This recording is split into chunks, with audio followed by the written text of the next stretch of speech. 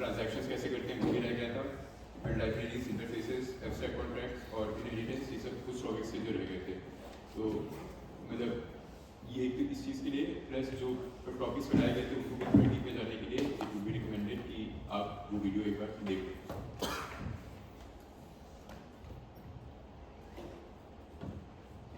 So let's come to the lecture 3 of VC 106. Today we will be discussing mainly about DeFi. So before we discuss about DeFi, let's talk about what is finance.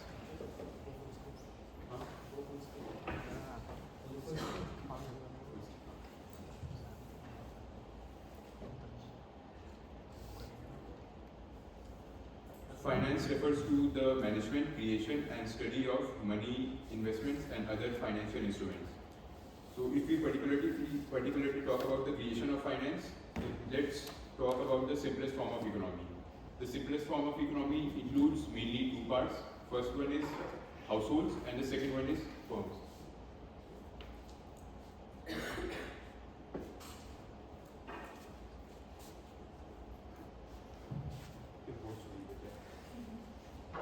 Households आप लोग समझ गए कि क्या होता है। Households मतलब हम कॉमन पीपल जो हो गए, और फर्म्स भी आप समझ ही गए। तो इनके बीच में जो फ्लो ऑफ मनी होता है वो दो टाइप से होते हैं। पहला जो फ्लो ऑफ मनी होता है वो ऐसे होता है कि जो हाउसहोल्ड्स होते हैं वो फर्म्स को प्रोवाइड करते हैं चार चीज़ों के साथ: लेबर, एंटरप्रेन्योर्स, कैपिटल और लैंड। और इसके हाउसहोल्ड्स मतलब हम हाँ हाउसहोल्ड्स मतलब फर्म्स मतलब कंपनीज जो हो गई, किसी भी टाइप की कंपनी होगी। हाँ, तो हाउसहोल्ड जो है वो फर्म्स को चार चीज़ों के साथ मेनली प्रोवाइड करते हैं: लेबर्स, एंटरप्रेन्योर्स, कैपिटल और लैंड। और उसके रिटर्न में जो फर्म्स हैं वो हाउसहोल्ड्स को मतलब एंटरप्रेन्योर्स को प्रॉफिट देते हैं, लेबर्स को वेजेस देते हैं, जो लैंड होता है उसके लिए रेंट देते हैं, और जो कैपिटल होता है उस पर इंटरेस्ट देते हैं। तो ये हो गया आपका एक फ्लो ऑफ मनी। दूसरा फ्लो ऑफ मनी होता है कि जब फर्म्स को हम ये चार चीज़ प्रोवाइड करते हैं: लैंड, लेबर, कैपिटल और लैंड, लेबर, कैपिटल और एंटरप्रेन्योर्स, तो उससे वो कुछ गुड्स या सर्विसेज फॉर्म करते हैं, और वो जो गुड्स एंड सर्विसेज होते हैं वो अगेन वो हाउसहोल्ड्स को ही सेल करते हैं। तो उन हाउसहोल्ड्स को सेल करने के बाद जो मतलब उनको मतलब जो पेमेंट उस हाउसहोल्ड करता है, जिसको हम कंजम्पशन एक्सपेंडिचर कहते हैं, वो हो गया हमारा दूसरा फ्लो ऑफ मनी। यहाँ तक कोई दिक्कत है? ये मतलब अपना सिंपलेस्ट फॉर्म ऑफ इकोनॉमी हो गया। उसके बाद जो नेक्स्ट पिलर आता है इकोनॉमी का, होता है गवर्नमेंट। तो आप में से कोई बता सकता है गवर्नमेंट का फ्लो ऑफ मनी में क्या इन्वॉल्वमेंट होता है? ओके, तो इतना तो मालूम ही होगा कि गवर्नमेंट के पास कहाँ से पैसा आता है और गवर्नमेंट कहाँ पैसा खर्चता है। हाँ, तो जो पैसे आने के तरीके होते हैं वो एक होता है टैक्सेस, दूसरा जो पब्लिक सेक्टर की कंपनीज होती हैं उसके जो प्रॉफिट्स हुए, और जो पैसे खर्चती है गवर्नमेंट वो पब्लिक सेक्टर में जो इन्वेस्टमेंट्स करती है, उसके अलावा मतलब वो अपने फंक्शनिंग के लिए तो करती हैं। बाकी जो मतलब अगर कुछ पब्लिक में अगर पैसा ट्रांसफर कर रही है वो किसी भी तरीके से, तो वो एक अपना पार्ट होगा। अगला पिलर जो होता है वो होता है फाइनेंशियल इंस्टीट्यूशंस। फाइनेंशियल इंस्टीट्यूशंस में दोबारा आपके पास दो चीज़ें आ गई। पहले हो गए आपके बैंक्स और दूसरे हो गए आपके स्टॉक मार्केट्स। तो लाइक जैसे जो हाउस होल्ड होता है उसके पास जो इनकम आती है वो कहाँ से आती है? वेजेस से आती है, प्रॉफिट से आती है, रेंट से आती है, इंटरेस्ट से आती है। और जो उसके मतलब उसका जो कंजप्शन होता है वो कंजप्शन एक्सपेंडिचर वो अपने एक्सपेंडिचर में जाता है, लेकिन उसके बीच में एक मार्जिन भी रह जाता है जिसको हम कहते हैं सेविंग्स। और जितना आदमी इनकम लेता है उतना ही खर्चता भी नहीं है, तो एक मार्जिन बच जाता है सेविंग। तो उस सेविंग के साथ वो दो ही चीज़ कर सकता है, या तो वो उसको एक बैंक में स्टोर करेगा या फिर फाइनेंशियल मार्केट्स के थ्रू कहीं भी इन्वेस्ट करेगा। फाइनेंशियल इंस्टीट्यूशन में हमारी दो चीज़ें आ गई। एक तो first of all is everybody comfortable with Hindi? Okay, दो फाइनेंशियल इंस्टीट्यूशन में हमारे पास दो पिलर्स आ गए, एक हो गया बैंक और दूसरा फाइनेंशियल इंस्टीट्यूशंस। अब हम लोग चार इंसिडेंट्स के बारे में डिस्कस करेंगे। पहला था हमारा 2007 और 8 का फाइनेंशियल क्राइसिस। तो आप में से कोई बता सकते हो उस क्राइसिस में क्या हुआ था? तो क्राइसिस में बेसिकली यही हुआ था कि 9/11 अटैक्स और .com बबल क्रैश के बाद जो अमेरिका का स्टॉक मार्केट था वो क्रैश कर गया था और अमेरिका की इकोनॉमी नीचे जा रही थी। तो उससे रिकवर करने के लिए, इकोनॉमी को बूस्ट करने के लिए जो अमेरिका का फेडरल रिजर्व था उसने इंटरेस्ट रेट को अराउंड 6.5% से 1.5% पे ले आया था, ताकि लोग बाग ज़्यादा से ज़्यादा लोन ले सकें और मतलब ऑटोमोबाइल में मतलब या रियल एस्टेट में, इलेक्ट्रॉनिक्स में कहीं भी इन्वेस्ट कर सके तो उसकी वजह से obviously as a consequence of that जो लोग जो थे वो ज़्यादा घर खरीदने लग गए थे और जो रियल एस्टेट का जो मार्केट था उसमें घरों के प्राइस बढ़ने लग गए थे। अब जो यहाँ पे प्रॉब्लम ये हुई थी कि जो बैंक्स थे वो जनरली लोन देने से पहले दो चीज़ मतलब ये चीज़ चेक करते हैं कि आपका क्रेडिट स्कोर कितना है, आपकी इनकम कितनी है, आपकी कैपेबिलिटी कितनी है लोन को रिपे करने की। बट यहाँ पे 2007-8 या उससे पहले वाले टाइम में बैंक्स ने गलती कर दी थी, अपने आप प्रॉफिट्स बढ़ाने के लिए उन्होंने ऐसे लोग जिनकी लोन रिपे करने की जो कैपेबिलिटी थी वो कम थी उनको भी लोन दे दिए थे। उसकी वजह से क्या हुआ था, जब बाद में कुछ सालों बाद जब वापस फेडरल रिजर्व ने इंटरेस्ट रेट बढ़ाए तो जिनकी लोन पे करने की रीपे करने की कैपेबिलिटी नहीं थी, मतलब उनके जो लोन थे वो मतलब उस टाइप के लोन को बेसिकली बोलते हैं सब प्राइम मॉर्गेजेस। तो वो सब प्राइम मॉर्गेजेस डिफॉल्ट होते थे, मतलब वो लोन नहीं अपने दे पा रहे थे। और जब लोन कोई आदमी नहीं दे पाता है, होम लोन नहीं दे पाता है, तो मतलब बैंक ऑब्वियसली जाके उसके घर बेच देता है। लेकिन क्योंकि एक साथ बहुत सारे घर बैंक के पास आ गए थे बेचने के लिए, क्योंकि बहुत सारे लोग मतलब होम लोन नहीं दे पाए थे, तो रियल एस्टेट के जो दाम है वो दोबारा गिर गए थे। तो बेसिकली ले दे के यही हुआ था कि बैंक अपना पैसे रिकवर नहीं कर पाया था, काफ़ी सारे बैंक बंद हो गए थे और फिर ग्रेजुअली मार्केट क्रैश होने लगे थे। तो ये एक इंसिडेंट हो गया। दूसरा इंसिडेंट था हमारा 1992 का stock market scam. I guess इसके बारे में भी अधिकतर लोगों को मालूम ही होगा। अगर शॉर्ट में बताना हो तो SBI में कुछ करप्ट ऑफिशियल्स थे, उन्होंने कुछ फेक चेक साइन किए थे हर्षद मेहता के लिए, उनको भी आप सबको जानते ही होंगे। उसके बाद से मतलब फर्दर और भी कुछ लूप होल से जिसको उसने एक्सप्लॉइट किया था और एक पूरा स्कैम हुआ था। अगला स्कैम था पंजाब नेशनल बैंक फ्रॉड का। उसमें भी यही हुआ था कि PNB में कुछ करप्ट ऑफिशियल्स थे, उन्होंने फॉल्स LOU साइन किए थे बाकी बैंक्स के फॉरेन ब्रांचेस के साथ। LOUs basically letter of understanding होता है। तो उन्होंने यही किया था कि नीरव मोदी एक डायमंड ट्रेडर थे, उनके लोन्स को रिपे करने के लिए दोबारा लोन्स लेते थे और उसके लिए वो बाकी ब्रांचेस के साथ लेटर ऑफ अंडरस्टैंडिंग साइन करते थे और वो most of them were fake. और ग्रेजुअली जब ये सारी चीज़ों के बारे में, करप्शन के बारे में पता चलता था, तो फिर जैसे जब 1992 में भी मार्केट क्रैश कर गया था और फिर PNB फ्रॉड डिस्कवर होने के बाद PNB भी बंद हो गया था ऑलमोस्ट। इसमें अब दिक्कत ये हुई कि PNB में जैसे जिन लोगों ने भी पैसा अपना सबमिट किया, मतलब जमा किया हुआ था, उनके साथ दिक्कत यही हुई कि जब ये फ्रॉड डिस्कवर हुआ तो वो अपना पैसा नहीं निकाल पा रहे थे। कहने के लिए उनके पास अकाउंट में पैसे थे, उनके अकाउंट में पैसा दिखा रहा था, लेकिन जब उनको पैसे चाहिए थे तो वो विड्रॉ नहीं कर पा रहे थे। क्यों? क्योंकि उसमें से काफ़ी सारा पैसा जो था वो एक फ्रॉड में चला गया था। अब आपको इन तीनों एग्जाम्पल्स में कोई सिमिलरिटी नजर आ रही है?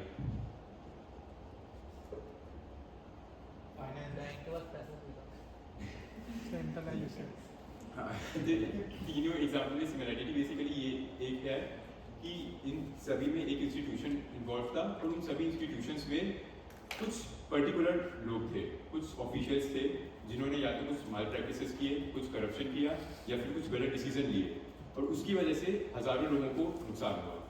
ठीक, this is the problem that we have with centralised finance. उसके अलावा भी हम मतलब देखते हैं what are the problems that we have with centralised finances. First of all is the significant fees for transactions, transfers, currency exchanges and other services. तो इतना तो आपको मालूम होगा, अगर आप क्रेडिट कार्ड से कुछ खरीदते हो तो आपको जो एक्स्ट्रा मनी देना पड़ता है that is around 25% of the original value of the product, और अगर आप पर्सनल लोन लेके काम करते हो तो that is around 18% of the original value of the product. मतलब ये एक एस्टिमेशन है which is a high percentage. ठीक है, as compare to the decentralised finance it is a high percentage. Next thing is the account that you have is basically controlled by the banks and governments. So whenever they want, they can freeze your asset, restrict your account or seize your money. और ये आपने काफ़ी सारे countries में देखा होगा, काफ़ी सारी गवर्नमेंट्स होती हैं जो कि कुछ पॉलिटिकल ऑर्गेनाइजेशन का या फिर कुछ कॉर्पोरेशंस का बैंक अकाउंट फ्रीज कर देती हैं। ये आपने मतलब न्यूज़ में कई बार सुना होगा। तो ये ऑब्वियसली एक तो फ्रीडम को भी आपके हैम्पर कर रहा है और मतलब हाँ आदमी मतलब हाँ फ्रीडम को बेसिकली आपके रोक रहा है एक तरीके से। ऐसे देख लो, आपके पास अपनी फ्रीडम नहीं है इस सेंस में। तीसरा पॉइंट है they are vulnerable to hacks, system failures and corruption. ये वाला पॉइंट बेसिकली हमने पिछले जो 3 एग्जांपल्स थे उसमें कवर कर ही दिया था। Fourth one is slow transaction. तो अगर मेरे को अभी जैसे किसी को आप में से किसी को 200 रुपये देने हो तो उसमें तो कोई दिक्कत नहीं होगी, बट सपोज अगर मेरे को एक बहुत बड़ा अमाउंट ट्रांसफर करना है और उसमें भी अगर आप ये कंडीशन डाल दो कि ओवरसीज किसी को ट्रांसफर करना है, इसके बारे में आई गेस आपको मालूम होगा, ये एक काफ़ी ज़्यादा टाइम कंज्यूमिंग प्रोसेस होता है, and this is not something that we want. Fifth one is banks have access to users' personal and financial data which can be shared with governments or third parties. So basically privacy आपके पास नहीं रहती है. So a solution to all these problems is decentralized finance. So DeFi is basically DeFi are the financial services that are built on blockchain technology. DeFi allows people to access financial services like lending, borrowing, trading, and earning interest. Basically, all the financial services that are available in centralized finances, but without needing any intermediaries. Intermediaries में आपके banks आ गए, brokers आ गए, इन सब के बिना सारी चीजें होती हैं. The processes are generally automated by smart contracts. Smart contracts के बारे में हमने पिछली क्लास में डिस्कस किया था, which are like self-executing agreements that run on the blockchain. अब अगर हम पिलर्स ऑफ DeFi के बारे में बात करें तो काफ़ी सारे पिलर्स होते हैं, बट 3 के बारे में हम मेनली डिस्कस करेंगे. Stable coins, lending and borrowing, and third one is decentralised exchanges. So we know that crypto currencies are highly volatile assets, taking people from rags to richest and richest to rags. आपके पास ये probability हो सकती है कि आज रात तक आप एक क्रिप्टो मिलियनियर हो, लेकिन ओवरनाइट ही जो भी क्रिप्टो करेंसी है उसकी वैल्यू स्काईरॉकेट होकर नीचे चले जाए, और मतलब कल सुबह तक आपके पास जितने भी एसेट्स थे उसकी कोई बढ़ती ना रहे. सो ये काफ़ी कॉमन चीज़ है, आप लोगों ने न्यूज़ में भी देखा होगा. काफ़ी फेमस लोग भी होते हैं जो कि क्रिप्टो करेंसी में अपना काफ़ी सारा पैसा डुबा देते हैं. So we will never want to store our valuable assets in the form of any currency which is like this volatile. So the solution for this is stable coin. एक और स्टेबल कॉइन का use देख सकते हो. Suppose you have 1 ether और उस ether की जो वैल्यू है वो है $250. अगर मान लो कल उसकी जो वैल्यू है वो $500 हो जाती है, और अब आप चाहते हो कि मैं अपना ईथर बेच लूँ, आपको लगता है कि ये पीक है, इसके बाद ज़्यादा ऊपर नहीं जाएगा, अब आप सोच रहे हो कि बेच लूँ. उसके लिए एक तरीका तो ये है कि आपको किसी सेंट्रलाइज्ड एक्सचेंज के पास जाना पड़े. वहाँ पे जाने के बाद आप अपने ईथर दोगे, वो आपके बैंक अकाउंट में $500 डालेगा, उसमें वो अपना एक ट्रांजैक्शन फी भी कट करेगा, उसके लिए आपको कुछ टैक्सेस भी देने पड़ेंगे. उसके बाद मान लो दोबारा जो प्राइसेस हैं वो $250 पे आ जाते हैं, और आपको लगता है जो $500 उस वक्त लिए थे उससे अब मैं 2 ईथर खरीद सकता हूँ. तो आपको दोबारा बैंक मतलब किसी सेंट्रलाइज्ड एक्सचेंज के पास जाके जो $500 है उससे 2 ईथर खरीदने पड़ेंगे. उससे एक बेटर सॉल्यूशन ये होता है कि जब आप $500 प्राइस चला गया था इथेरियम का और आप सेल करना चाह रहे थे, तो आप डॉलर्स में कन्वर्ट करने के बजाय किसी स्टेबल कॉइन में उसको कन्वर्ट कर लेते. सपोज USDC में कन्वर्ट कर लेते. इसके बारे में हम फर्दर डिस्कस करेंगे. और स्टेबल कॉइन बेसिकली एक ऐसा कॉइन होता है जिसका जो प्राइस होता है with respect to some currency वो कांस्टेंट रहता है. Stable coins are a type of crypto currency designed to maintain a stable value typically by being pegged to a real world asset. ये pegged to real world asset के बारे में हम discuss करेंगे. Point ये है कि उसका जो प्राइस होता है वो कांस्टेंट रहता है. तो आप उसको $US में कन्वर्ट करने के बजाय एक स्टेबल कॉइन में एक डिसेंट्रलाइज्ड एक्सचेंज के पास जाके स्टेबल कॉइन में कन्वर्ट कर सकते थे.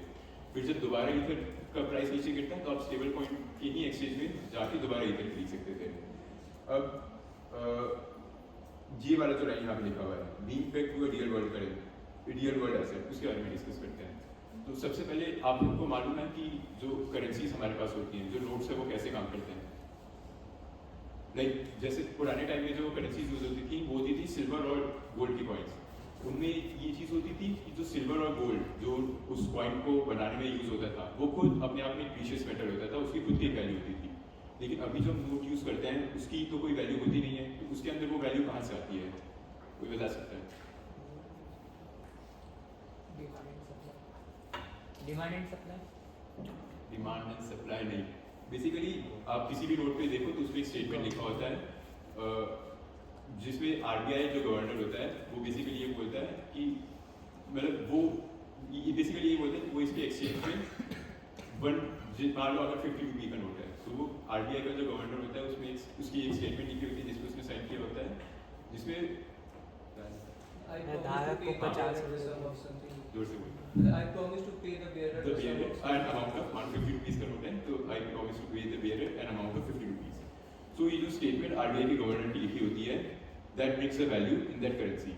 अब RBI के गवर्नर के पास उसका तो पैसा होता नहीं है, तो जो इस स्टेटमेंट है उस पर हम रिलाई इसलिए कर सकते हैं क्योंकि जब भी कहीं भी कोई करेंसी प्रिंट होती है तो कोई भी सेंट्रलाइज बैंक जो होता है, इंडिया का हो गया, कहीं किसी भी कंट्री का हो गया, वो डायरेक्टली अनलिमिटेड करेंसी प्रिंट नहीं कर सकता है। अगर मान लो मैं वो RBI 500 रुपये का नोट प्रिंट कर रहा है तो उसको एक 500 रुपये का एसेट रखना होगा अपने पास एज ए रिजर्व, जिसके बाद ही वो प्रिंट कर सकता है, so that if someone wants it can have the access to the asset. अब वो एसेट गोल्ड हो सकता है, सिल्वर हो सकता है किसी कोई फॉरेन करेंसी हो, किसी फॉरेन गवर्नमेंट में बॉन्ड्स हो, किसी भी टाइप का एसेट हो सकता है। अगर ज़्यादा सिंपल वर्ड से समझना हो तो अगर मेरे पास एक पीस ऑफ पेपर है अभी तो उसकी कोई वैल्यू नहीं है, लेकिन अगर मान लो आप में से कोई आके मेरे को 1 ग्राम गोल्ड देता है और मैं उस पीस ऑफ पेपर पे लिख दूँ कि मतलब जो भी मेरे को ये पीस ऑफ पेपर वापस ला के देगा मैं उसको 1 ग्राम गोल्ड वापस लौटाऊंगा और उस पर अपना सिग्नेचर कर दूँ, so now that piece of paper is not worthless. अब जिसने भी मेरे को 1 ग्राम गोल्ड दिया मैं उसको बदले में वो पेपर दे दूंगा, वो चाहे तो उससे वो पेपर किसी और को दे दे, दोबारा किसी और को दे दे, फिर उसके बाद फाइनली अगर कोई दोबारा मेरे पास आएगा वो पेपर लेके तो मैं उसको 1 ग्राम गोल्ड दे सकता हूँ। So this is what we mean by being pegged to a real world asset. देख अगर हमको अपने ब्लॉक्स ऑफ ID दिल्ली की करेंसी बनानी है जिसमें आप ऐसा करते हैं कि 1 blocks of rupee is equal to 1 is has the value equivalent to 1 gram of gold. So अगर हम करेंसीज प्रिंट कर रहे हैं वर्थ 500 ब्लॉक्स ऑफ रुपीज तो हमको 500 grams of gold as a reserve रखने पड़ेंगे। यहाँ तक किसी को भी दिक्कत? So same thing we have with stable coins also. Stable coins basically 3 types के होते हैं। First one is fiat peg. Fiat currency हो गई हमारी, जो जैसे डॉलर्स हो गए, रुपीज हो गए, वो हमारी फिएट करेंसीज हो गई। तो फिएट पेग का मतलब होता है जो भी वो स्टेबल कॉइन होगा that will be pegged to a fiat currency. So in examples we have USD Tether and USD coin. These are the coins which have their value equivalent to 1 USD. So 1 USD coin is equal to 1 US dollar. अब जो दूसरी type का होता है वो होता है ये चीज़ भी नोट करना कि अगर स्टेबल कॉइन की हम बात करें तो जैसे USDC हुआ तो USDC जो है वो केवल US डॉलर के टर्म्स में ही स्टेबल, US डॉलर के रिस्पेक्ट में ही स्टेबल होगा। आप ये नहीं एक्सपेक्ट कर सकते कि किसी दूसरी करेंसी के रिस्पेक्ट में स्टेबल रहे, क्योंकि US डॉलर अपने आप में ही किसी दूसरे करेंसी के रिस्पेक्ट में स्टेबल नहीं रहता है। तो ये हो गया जो USD फिएट पेग्ड कॉइंस। अगला होता है क्रिप्टो पेग्ड कॉइंस। ये जो होते हैं ये फिएट करेंसी के बजाय किसी क्रिप्टो करेंसी के साथ पेग्ड होते हैं। सपोज मैं एक कॉइन बना लूँ और बोलूँ कि this 1 stable coin is equal to the value of 1 ethereum और 1 बिटकॉइन, तो that would be a crypto backed stable coin. Next we have is algorithmic stable coin. These are the stable coins that are not backed by any other asset. Instead, an algorithm will sell tokens if the price falls below the desired value and supply tokens if the value exceeds the desired amount. तो एक supply demand की ये logic तो आपको मालूम ही होगा कि कोई भी एसेट का अगर आप सप्लाई बढ़ा दोगे उसका प्राइस नीचे गिर जाएगा और अगर आप उसका डिमांड बढ़ा दोगे तो उसका प्राइस ऊपर चला जाएगा। तो एल्गोरिथमिक स्टेबल कॉइन बेसिकली यही काम करता है कि मान लो अगर आपके पास एक करेंसी है उसका प्राइस आप चाहते हो कि स्टेबल रहे, अब मान लो उसका प्राइस जो है वो काफ़ी ज़्यादा ऊपर चला गया है, तो आप क्या ये जो एल्गोरिथम है वो क्या करेगा उसकी सप्लाई बढ़ा देगा, मतलब नई करेंसी प्रिंट कर देगा। उससे क्या होगा सप्लाई जैसे ही बढ़ेगा प्राइसेस नीचे आ जाएंगे और मतलब स्टेबलाइज हो जाएगा बेसिकली वैल्यू। और इनकेस जो वैल्यू है वो काफ़ी ज़्यादा गिर गया है, उस स्टेबल कॉइन की वैल्यू कुछ ज़्यादा गिर गई है, तो एल्गोरिथम क्या करेगा जो कुछ सम ऑफ द स्टेबल कॉइंस को वो अब खुद बाय कर लेगा। जैसे ही वो मार्केट से कुछ स्टेबल कॉइंस को बाय करेगा मार्केट में सप्लाई जो है वो गिर जाएगी और जो प्राइस है वो दोबारा ऊपर आ जाएगा। सो this is how the algorithm like stabilizes the price of the stable coin.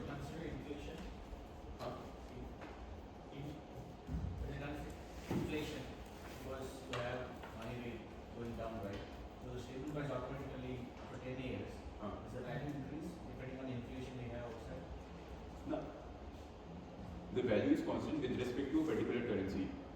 So if the price of the currency, like if the value of the currency increases, the value of the stable coin will also increase.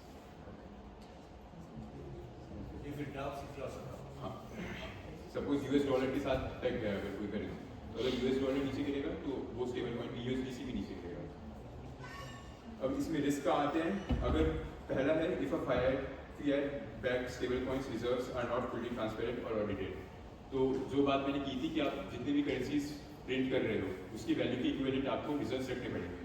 तो अगर कोई fiat based backed stable coin है जिसने अपने मतलब जितने currencies print किए हैं उतने रिजर्व्स नहीं रखे हैं तो वो हमारे पास एक रिस्क हो सकता है। दूसरा है crypto collateralized stable coins are exposed to the price swings of the underlying cryptocurrencies।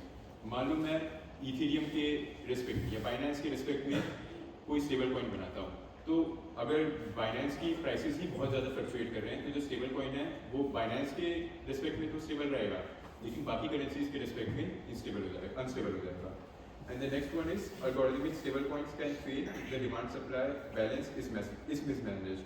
तो इसका एक एग्जांपल था the collapse of Terra USD 2052। So like here we have the example of the candlestick charts of two currencies।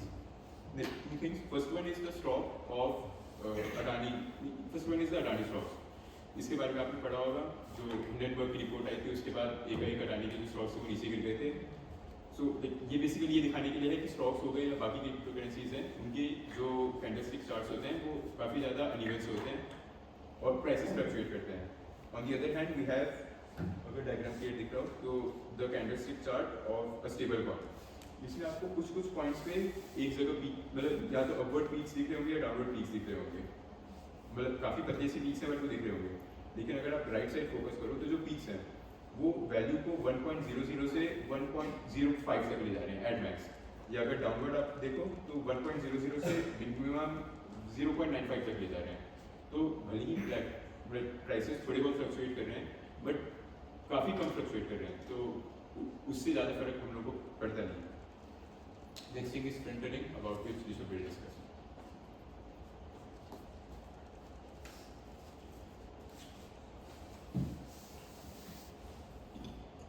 Okay, so let's say you want to buy a piece of chocolate cake. So you line up at a bakery, and to your immense horror, you realize that the chocolate cake that is in the bakery has only one piece left, and the person in front of you is eyeing that chocolate cake very intensely. Now you really want that chocolate cake. You have a very intense craving for it. What can you do so that you get the chocolate cake? Does anybody have any idea? You can order online. Yes, exactly. So you whip out your phone, go on to Swiggy, find the bakery, and you order that exact chocolate cake piece online. And while the person in front of you is about to order, the delivery guy pulls up to the bakery, takes your chocolate cake, and hands it over to you, to the immense dissatisfaction of the person in front of you. Now, what you just witnessed here is an example of front running. So there are two main points you should note. The first is that you realized beforehand, before you made any transaction, that the guy in front of you was going to purchase the chocolate cake. So you got to know that a transaction was going to happen in the future. And with that information, you were able to exploit the situation so that the outcome would be favorable to yourself. So that essentially is front running. Now, the way blockchains work is that it makes it very easy for front running to happen. Let me just give you a brief overview of how a transaction occurs.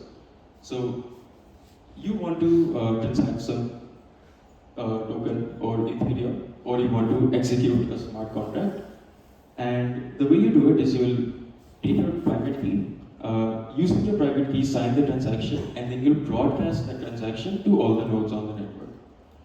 And essentially that means that you're sending information about the transaction to a small subset of the nodes on the network. These nodes receive the transaction, and they will first place the transaction in the mempool. Now, every transaction has something called a gas fee. And a gas fee is something that incentivizes the validators to consider your transaction first. So these transactions are on the mempool.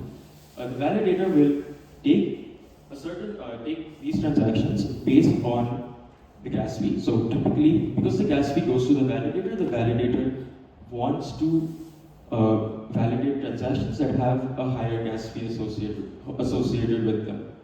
So the validator will take the transaction, put them in a block, and the transactions are ordered in a specific way in the block. So one transaction happening before another transaction can affect the overall transactions that are happening. So simply the order of the transaction in the block matters, and it is up to the validator to decide what the order of the transaction is going to be. Thus, if the validator has information of future transactions, he can exploit, basically earn money by ordering the transactions in a specific way. And this is called maximal extractable value. So there are certain types of this, and the first is arbitrage. So in this, you have a searcher. The searcher, so you have decentralized exchanges, you have multiple decentralized exchanges, and if in one decentralized exchange you can buy 100 USDC for 90 DAI, and on the other you can sell 100 USD for 100 DAI, then you basically have a condition of arbitrage. And if you find two decentralized exchanges where this is possible, you can club these two transactions together in a bundle, send these transactions to a validator, and then earn money on that arbitrage. So another example is liquidation. So the way that loans work in decentralized finance is that whenever somebody applies for a loan, he has to put up a collateral for that loan. And if the value of the collateral falls below a certain factor of the loan, so typically about 1.1 or 110% of the loan value, then the loan is liquidated. So as a searcher, what you can do is you can, on the network, search for loans that are about to be liquidated. If you do find these loans, you can purchase these liquidated assets just after they become liquidated, and then you can sell these and earn some profit. Now, the first two, arbitrage and liquidation, are good types of MEV. They actually help the network, they increase the efficiency, and they lower the risk for lenders on the network. On the other hand, there are certain types of MEV, such as sandwiching, which is bad for the network. And so, this is what happens in sandwiching. Suppose somebody wants to buy some ETH. So that is person number 2 up here. So user 1 wants to buy some ETH from a decentralized exchange. Now the transaction first goes to the mempool. You as a searcher or a validator can see this transaction on the mempool. You see that this person is going to buy some ETH. And before the transaction is verified, you can put up your own transaction to buy 500 ETH at market value. And to make your transaction occur first, all you have to do is have a higher gas fee, because higher gas fees are preferred by validators. So you have a higher gas fee, you buy 500 ETH at market value, the value of ETH gets pushed up by 10%. Now the user who initially wanted to buy ETH at a certain value, the market value has increased by 10%. So the amount of ETH that he will get is slightly less. Once that user buys that ETH, you now sell your ETH that you bought 500 ETH, you sell your 500 ETH at that same 10% markup. Now the price is increased and you make a profit. Regarding the previous slide you explained, so it's just out of curiosity, I wanted to ask that are there any potential bottlenecks within the mempool, and how it would possibly affect the transaction confirmation times during the periods of any market condition? Right, so if the mempool becomes too crowded, then you'll find that the gas fees will become very high. And so if you want your transaction to occur, you'll have to have a very high gas fee. So generally, front-running can occur in any sort of smart contract, and if a smart contract has an invulnerability, then these invulnerabilities can be misused by front running. And so I'll give you an example of Puppy Raffle. So Puppy Raffle is a typical lottery-based smart contract, but instead of a typical lottery which happens in real life, this happens on the network, on the Ethereum network. And the way it works is you can buy some raffle, and the Puppy Raffle smart contract after a particular time will execute the find winner function. Now, because you're executing a smart contract, this is basically like you're putting a transaction on the blockchain, and so this transaction will first go to the mempool. And if you're clever enough, you can find the transaction on the mempool and find out who has actually won the raffle before it has been confirmed. And if you realize that if you have not won the raffle, you can simply get a refund, and using very high gas fees, you can have your refund be processed before the winner function gets processed, get back the money you used for the raffle, and at most you would have lost some gas fees. So that is one way it can be exploited in certain smart contracts. So I just wanted to give you not a live, but this happened 3 hours ago, an example of sandwiching. So if you see here, the second transaction is somebody wanted to buy 1 ETH for 443 billion FWOG, which is some random token. Now, the searcher over here noticed this transaction in the mempool and decided just before this transaction would occur, he bought 1.6 ETH for 670 billion FWOG. Now, that increased the price of ETH with respect to the F token. I'm just going to call it the F token. And when the user decided to buy ETH, he got less ETH than he would have actually gotten in the first place.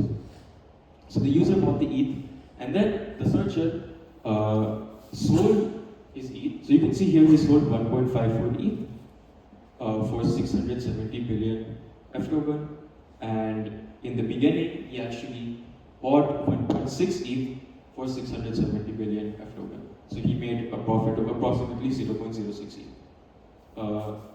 So yeah, that is one example of sandwiching. And nowadays, blockchains are trying to limit these types of MEV attacks. So sandwiching and front running, these are things that we don't want. And some ways blockchains are countering this is in Avalanche, which is another cryptocurrency. What they're doing is they're having private mempools. So not everybody has access to a mempool.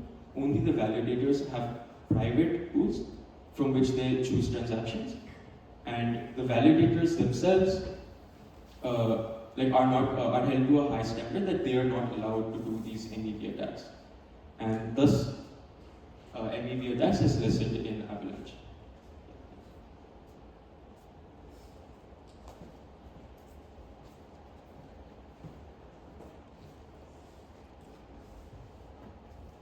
Now we are going to discuss about one of the important point of DeFi, that is liquidity.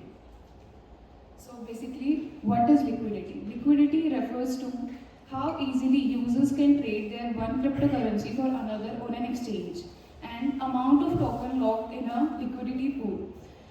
If liquidity is less, that implies that the price volatility is more. For example, in a liquidity pool, if there is 10,000 USDs locked, and if someone wants to buy 1000 USD, so it will impact 10% of the price of that liquidity pool. Now, we will see how that liquidity is provided by different protocol. Liquidity protocol is a decentralized system of smart contracts that facilitates the transfer of digital assets.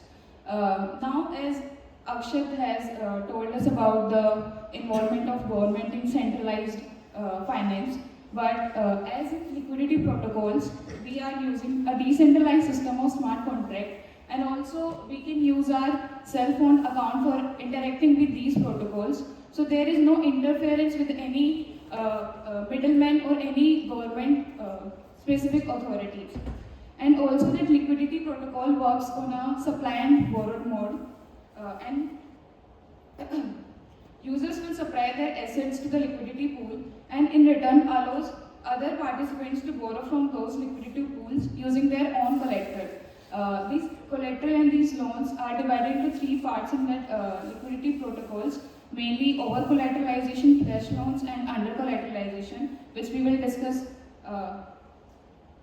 Interactions with the protocol happens through wallets, allowing users to supply for borrowing funds directly without relying on any middleman. Like I have told, that Akshat has explained that how government involved in our finance and how many incident has occurred. But when in liquidity protocol, only a decentralized system of smart contract and a self-owned wallet is used.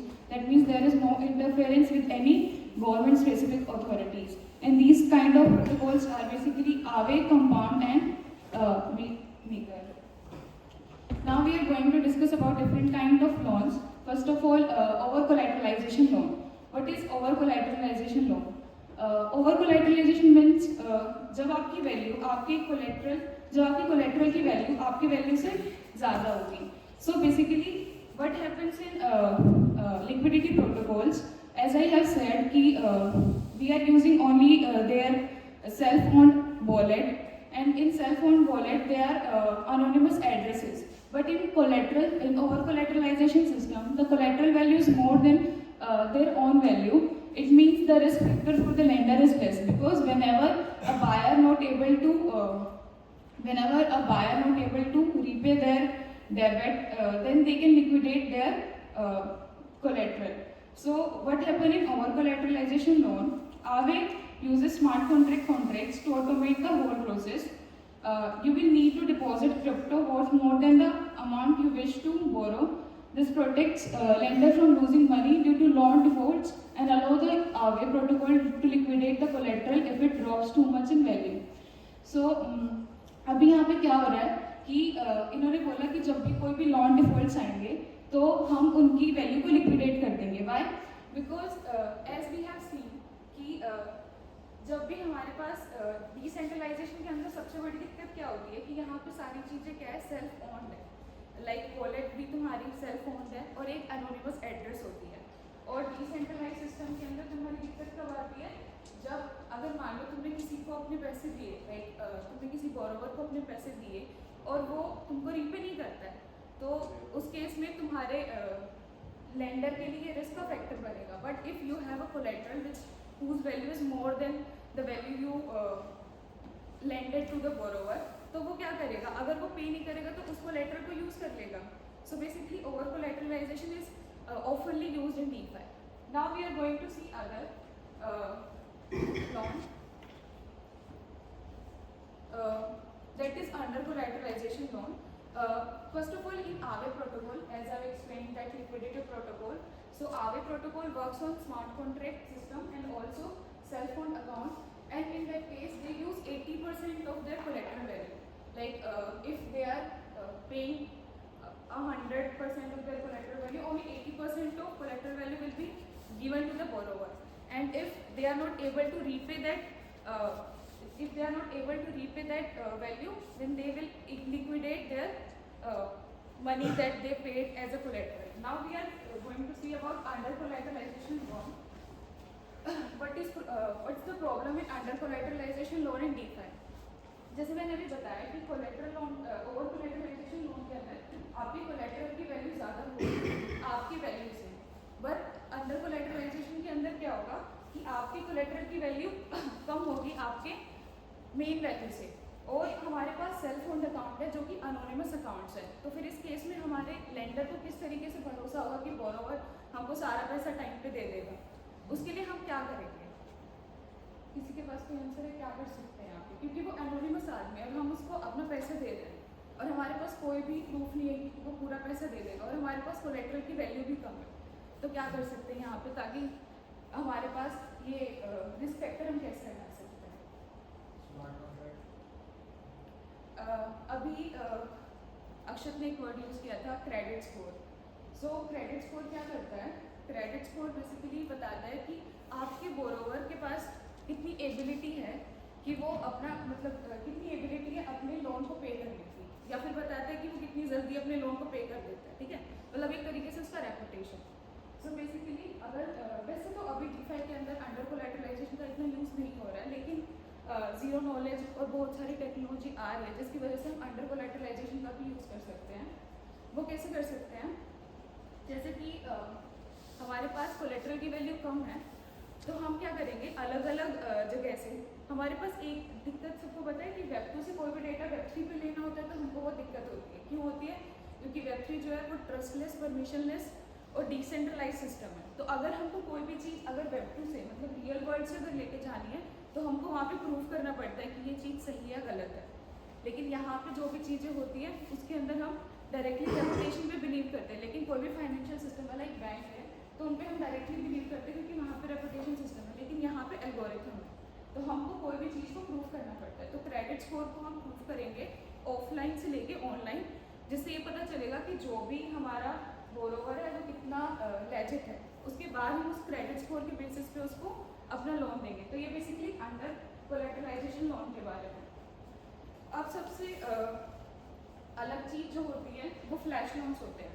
Flash loans कभी भी हम normal Web2 में किसी भी bank में कहीं पे भी नहीं ले सकते, ओनली Web3 में और DeFi में ले सकते हैं क्योंकि ये एक अनकोलैटरलाइजेशन लोन है. अनकोलैटरलाइजेशन लोन कैसे है? इसके अंदर जो भी आप लेंडिंग एंड बोरोइंग होती है वो एक ही एटॉमिक ट्रांजैक्शन में होती है. लाइक इसका एग्जाम्पल जैसे ये है कि एक स्मार्ट कॉन्ट्रैक्ट दे रखा है. उस स्मार्ट कॉन्ट्रैक्ट के अंदर आपके पास क्या होगा? आपके पास फ्लैश लोन का एक प्रोग्राम लिखा होगा.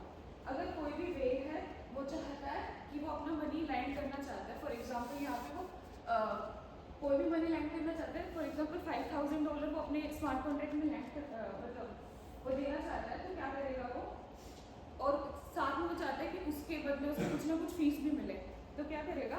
वो एक स्मार्ट कॉन्ट्रैक्ट में अपना मनी लैंड करेगा प्लस जहाँ पे फ्लैश लोन का प्रोग्राम लिखा होगा. क्योंकि स्मार्ट कॉन्ट्रैक्ट और डिसेंट्रलाइजेशन सब प्रोग्राम पे बेस्ड होता है. सारा प्रूफ हमारे पास क्या होता है? कोड होता है. कोड इज लॉ, मतलब Web3 का ये रूल होता है, कोड इज लॉ.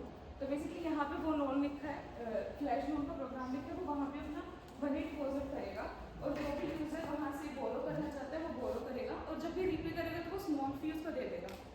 तो अब इसके बाद फ्लैश लोन का क्या फ़ायदा है? क्योंकि वो एक ही ट्रांजेक्शन के अंदर उसको वापस रीपे भी करना है.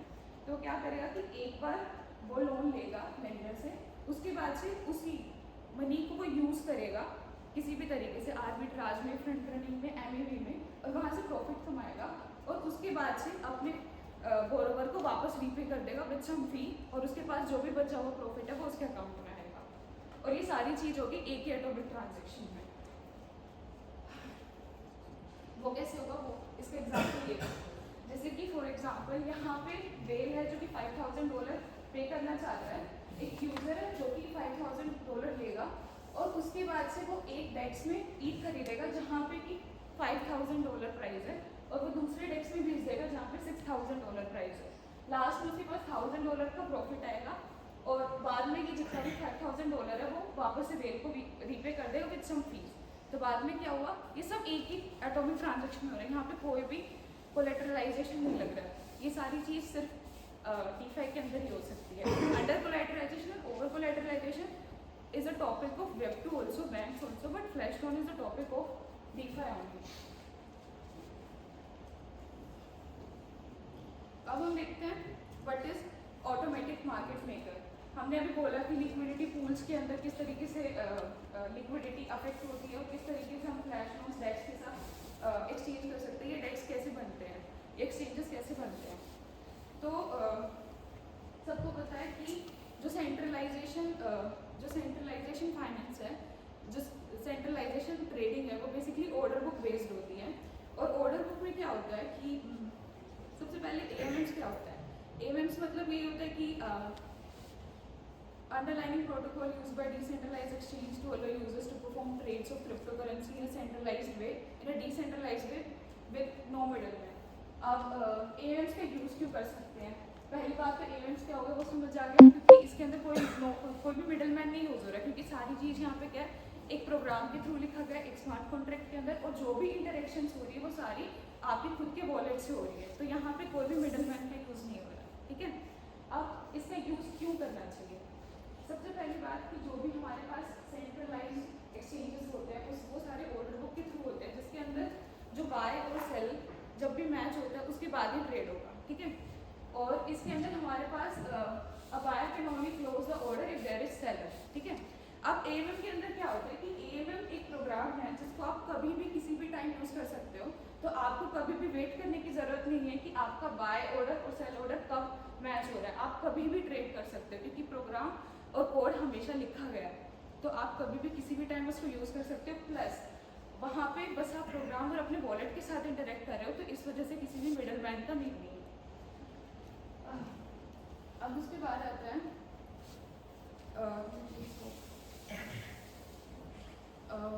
ये सारी चीज़ें बताई गई हैं।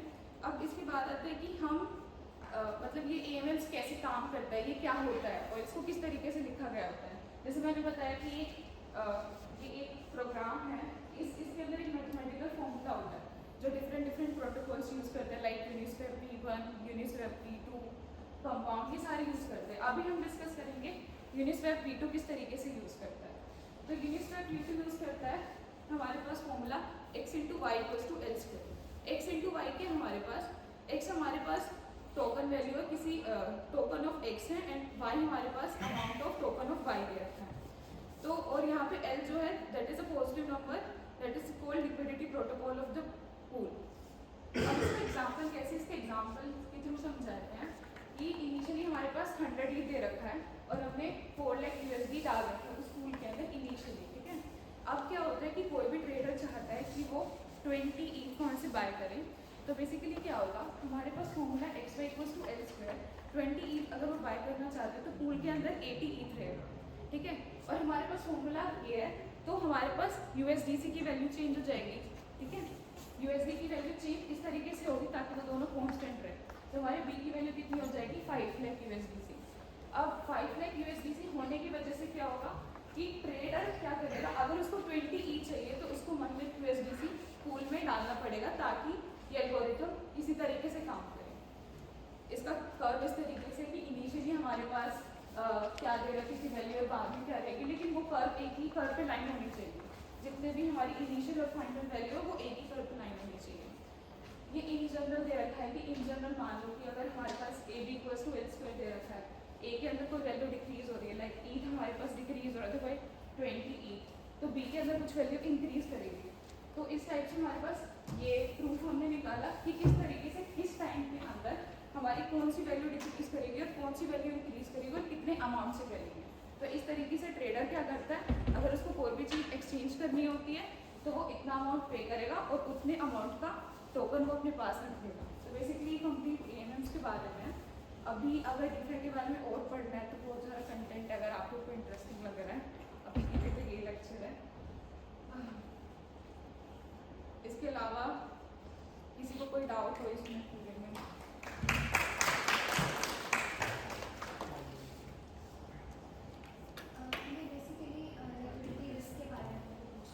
किसके बारे में? लिक्विडिटी रिस्क के बारे में। हाँ, तो जो एक की बात हुई है कि वो इस चीज़ को कैसे हैंडल करता है कि इन केस जो हमारे पास कोलैटरल उसकी बहुत बिग अमाउंट में मतलब लिक्विडेशन हो जाएगी, तो बिना मार्केट को एक्चुअली डिस्टेबलाइज किए एक उसको कैसे हैंडल करता है?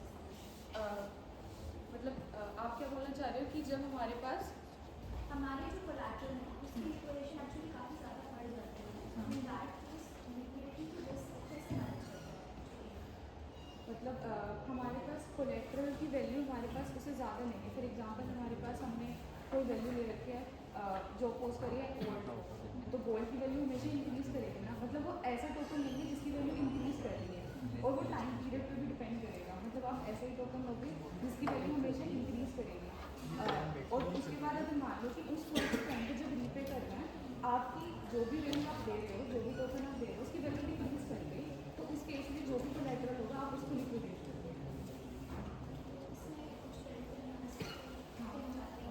बहुत सारा मतलब एक this is only basic lecture, like अभी हमने इतना डेप्थ में वो सब चीज़ें कवर नहीं करेंगे, वरना मतलब यहाँ पे ये जो भी हमने अभी दिखाया एम्स के बारे में, इसके अंदर भी ऐसा होता है कि फूल को भी प्राइस चाहिए होता है, इसके अंदर एक वो चीज़ होती है कि वो फी प्राइस देगा, फिर फी प्राइस देने के बाद उसके अंदर ट्रेडिंग के अलग अलग कॉस्ट देखने पड़ते हैं कि सीपेज कैसे मैनेज करना, मतलब वो कंप्लीट है कि किस तरीके से एनालाइज कर सकते हैं, this is only basic.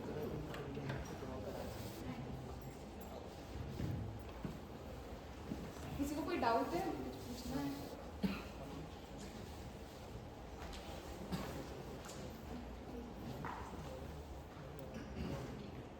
Guys, if you have any doubts regarding the option of Web3 in general, we'll be staying here and you can ask us anytime.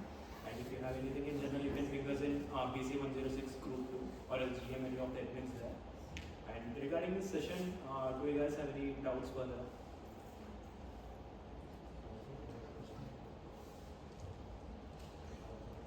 It would be great if you guys could actually share these slides for future reference, if that's possible. Sharing the slides. These slides. Yeah, we can. You are in our group, right? Yes, I Yeah, am. we'll be sharing.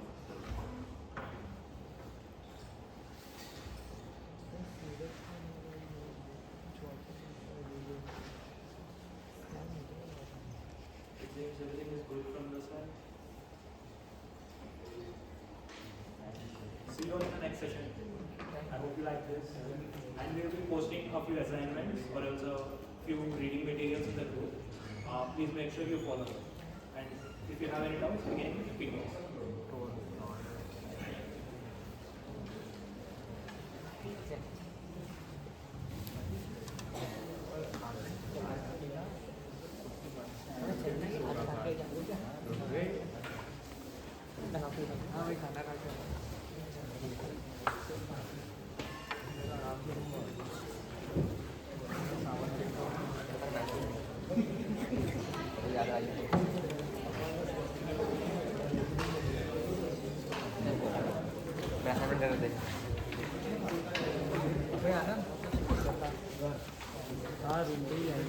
नहीं मैं room को मजा मस्ती कर